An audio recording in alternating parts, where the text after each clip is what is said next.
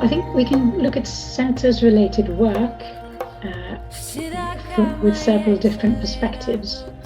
For one thing, there would be, for many people, there's a preferred modality. It's like, this is where I need to start, and we can feel that, okay, if I can't wrap my head around what I'm doing and what I'm dealing with, I'm not going to be able to approach this. I need to understand what I'm doing before I start, digging into anything else. So that's one totally valid perspective. And head types might have that perspective, but not necessarily only them.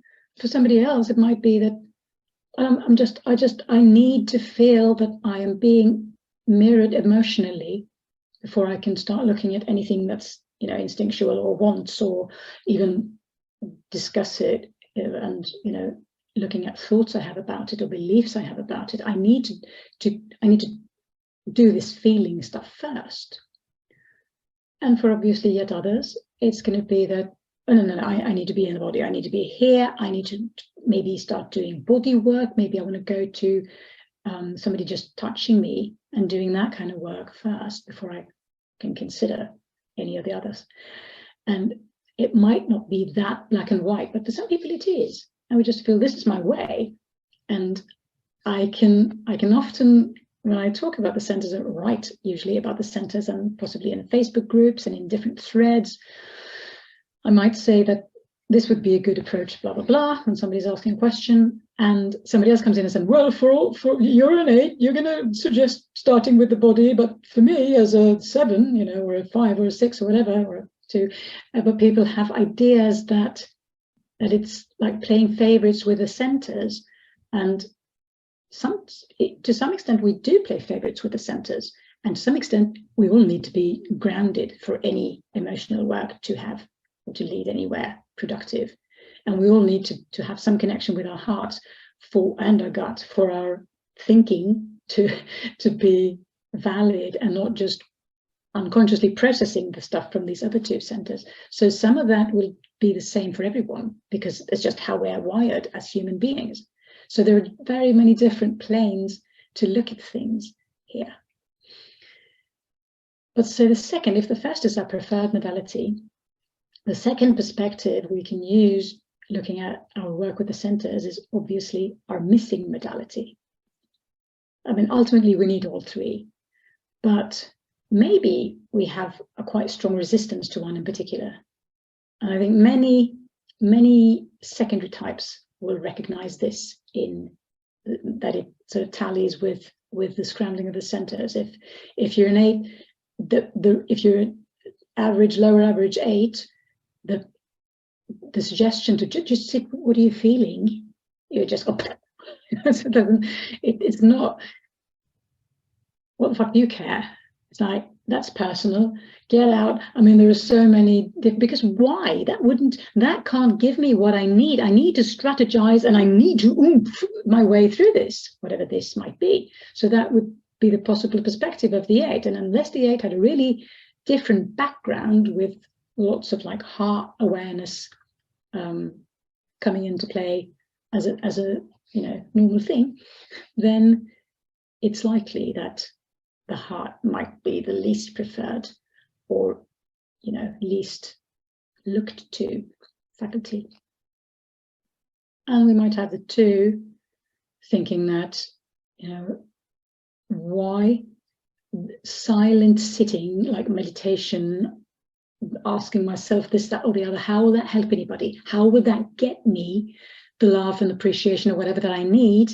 I need this, but for that I need to do something for somebody else. This is just navel gazing. I can't do this. So the 2, like personality structure, will by definition sort of have some resistance towards this the idea of the quiet mind and what we're going to use it for. And as we looked at last time, I will happily replace it, just replace it with my superego and the ideals and values, and just live by that, or try to. What do we have? We have 4 who'd possibly say that I'd be in the body. Yeah, now how am I going to do this? I mean, why would I be in the body? And that's just, I think the body is quite mundane, isn't it? So everybody has one. What And that's not going to, that's not going to offer anything of me. Me is not the body. Me is the emotions, possibly, and me is the mind, and the, again, the scrambling of those, this image. But this meat suit, but the thing is, with the meat suit also comes instinctual aspects and energetic aspects. So it's not just this physical person, this physical body, but it's actually energetic stuff that happens within the physical space. And that's what we're missing. But so we might have one of those that we're like, that doesn't give me anything. And then the third perspective would be addressing the center that's relevant for an actual issue. And if it's like, if we have an issue around boundaries, or if we have an issue around my right to be here in the first place, if I'm unconsciously fearing for my life, possibly like this woman who had a divorce, these need gut work. I'm not going to get around those things, but even if I feel I was denied as a child, possibly I had a narcissistic parent and I was denied the right to be here as me, and I wasn't, mirrored or that kind of thing. There is a ton of things to process on all these levels, but it's quite easy, I think, in our society to see how we might want to understand what happened, and that they were actually not all that, these parents, and that's a cognitive thing. And then we might want to address like the feelings we had around, the emotional patterns that formed. But I think our society is lousy at this point to address the instinctual. I wasn't allowed to be, I wasn't allowed to exist, to take up space, to use air even. So I might, try to take up as little space as possible. And that would be a gut thing. But it's easy for society to connect some of these dots and not necessarily the others. And it's like, if it's emotional pain or issues around self-worth or loss, it's going to need hard work. These are hard issues. We can just sort of put labels on them, not for the sake of the labels, but for the sake of seeing where might they go in this equation. And then I can go to like cognitive behavioral therapy and talk about it for a few years, and and that does not address the heart issues. That does not address the emotional. Emotions are like physically, literally, they're like, and the like is not literally, but the process is like they start and then they sort of meant to complete. An emotion, if you look at the 2-year-old having an emotion and not being interrupted, that emotion is going to be, and it's going to play itself out. It's quite, 2 minutes, 3 minutes tops. And unless there is a trauma or something, spanner in the works, as it were, this emotion just completes itself and it releases itself.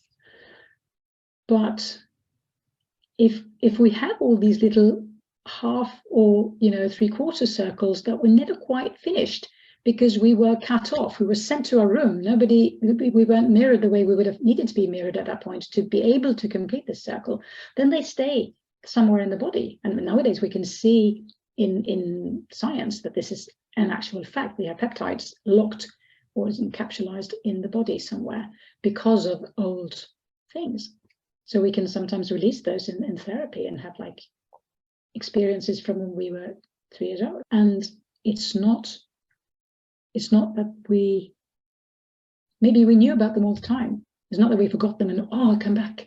It's just that something in the experience is different, because this is the actual emotion from back then.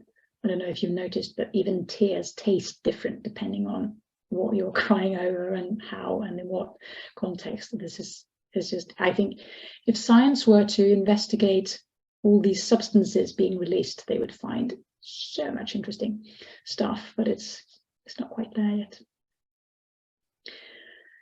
But also it's easy, since as we talked about, I think the first time, that the information here usually goes upwards to a much larger extent than it goes downwards. I mean, the gut can influence the heart, and the heart can influence the head, and but it's the head can't really try and not have a certain reaction, because the impulse was there already before the head caught on and realized what was happening. So the head is not going to be able to inform the heart or the gut. But sometimes the head is still the culprit, because sometimes if I keep circling back to the same emotions or impulses because of habitual thinking, that's going to take head work. I can address this, I believe stuff about a certain culture or a certain workplace. I don't know, I can have misconceptions about stuff. I mean, we carry a lot of those, and usually we don't notice because they're not major, but sometimes they can have us react repeatedly in sort of the wrong way, or a way that's not corresponding to any physical reality.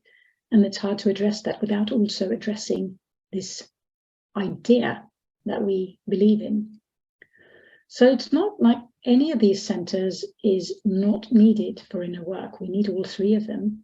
It's just that sometimes an issue that's sort of passed off as or looking like it belongs to one center actually belongs to another. And obviously there might be combinations. Usually we can find there's cognitive material and there's emotional material, and also there's instinctual material if it's an issue that's been hanging around for a long time. Not also in some contexts or some situations, these are going to be contradicting one another. So maybe we really feel for somebody, but we actually cognitively hate them. We think they're lousy people and we really don't like them. But the heart is like, because I can relate to something. Or maybe I'm just terrified of somebody because they're really freaking me out. And I'm like, but this is a nice person. And it really doesn't always agree between these centers.